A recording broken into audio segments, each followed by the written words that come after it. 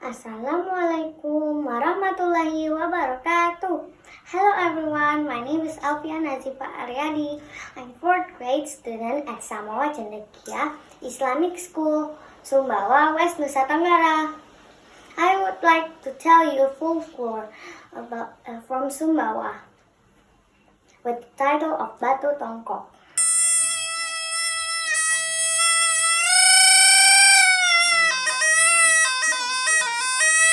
Once upon a time, in a very big kingdom, there was a king that had twin sons. The kingdom was very prosperous, wealthy, and peaceful. Hence, the king was loved by the people. The sons of the king had a unique habit. If they eat, the dishes must use brown sugar. Therefore, stock of brown sugar in the kingdom was very abundant. Because without brown sugar, the king's sons did not want to eat. One of the efforts to improve brown sugar production was palm trees plantation. The king instructed the people to grow palm trees all over the kingdom, and the result was very good. All the palm trees grew well. That made the king very happy. The king said to himself, "I'm sure my people will always be wealthy if the palm trees are always available like this. And of course, my son will have a long life." However, when the king's son reached the age of 10, disaster hit the kingdom and its people. The palm trees was destroyed by unknown disease.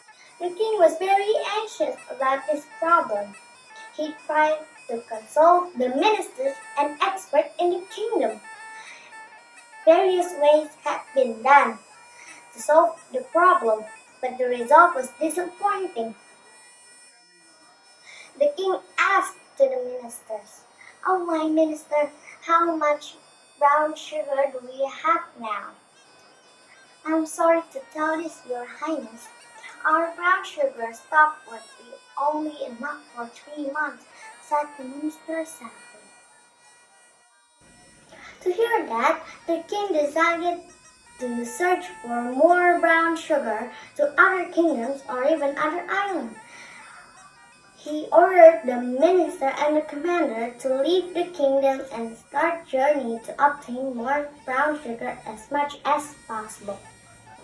The journey to find brown sugar started at the port named the Jontal Port. They went to the west side of the kingdom. Just before arriving at the destination near Pugin Island, their ship was attacked by pirates. They tried to defend themselves and the valuables in the ship, but the pirates were too strong. The pirates destroyed the ship and looted all the money and the valuables. Yet some people survived the incident. They swam to the nearest shore and back to the king. The king was very angry about this incident. He decided to lead the journey by himself. The king met the queen and said, "Dear my queen, as you know, our troops failed to get more brown sugar. Now I'm going to leave you for a while to find brown sugar for our son. Your Highness, I have no choice but letting you go for the sake of our son. Please take care and come back soon." The queen replied sadly. After saying goodbye to the queen, he began to sail with his troops to find brown sugar. Then the king left the queen along with their sons. The queen really hoped that the king would come back soon, but days after days, month after month, there was still no news from the king. The queen was very anxious. She cried almost every day. 1 year after the king departed, she went to the uphill, which was a place full of memories with the king. She abandoned the kingdom and her 2 sons. Day and night she was just crying on that hill. After a long time, the queen's body getting mossy and petrified. Then her two sons were separated. The first son went to the west side of the kingdom to find the king, and himself and his journey stopped at the place called Taliwang. Meanwhile, the second son stayed with his mother, and eventually his body transformed into an ape. The first son continued his life, and he tried to eat something other than brown sugar and even marry a local woman. After some time, he and his wife went back to the kingdom to meet his mother and brother. But when he arrived at the kingdom,